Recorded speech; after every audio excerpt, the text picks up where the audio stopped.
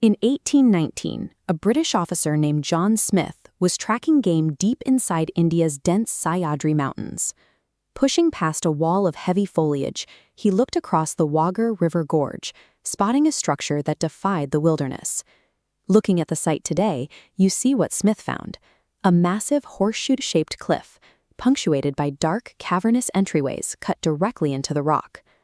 Smith had located a sprawling monastic complex, a library of art and architecture that had been reclaimed by the jungle and hidden from the world for over 1,000 years.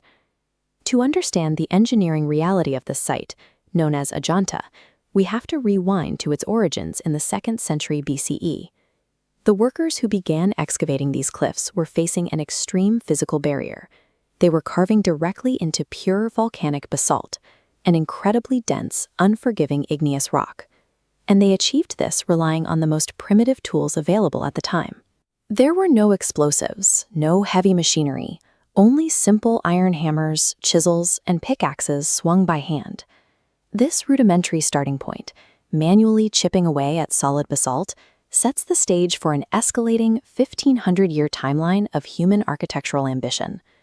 The construction at Ajanta began with the Hinayana phase, driven by early Buddhist monks who strictly prioritized shelter and basic spaces for worship.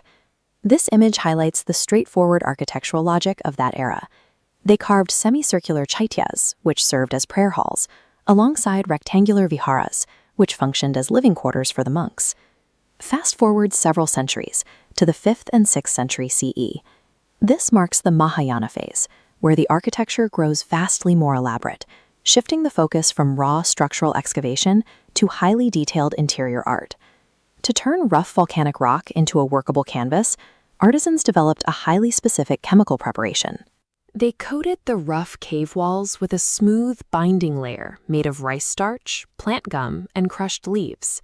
This smoothed surface allowed for the creation of masterpieces like the one pictured here. Between the 6th and 13th centuries, the epicenter of Indian rock-cut architecture shifted roughly 100 kilometers away to a new site, the Caves of Ellora.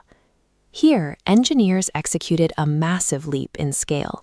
They abandoned the single-level cave design and began carving entire multi-story complexes into the hillsides.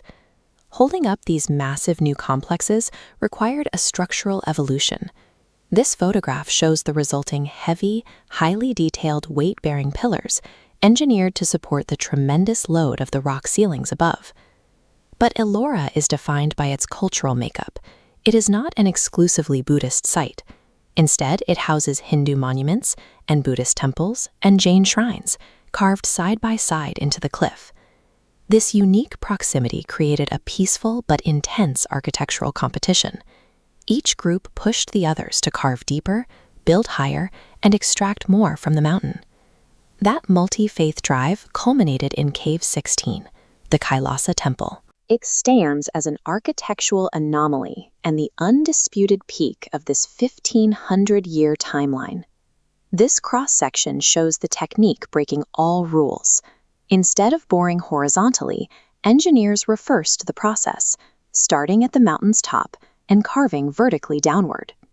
Utilizing this top-down method, workers removed a staggering volume of material, excavating roughly 40,000 tons of basalt rock.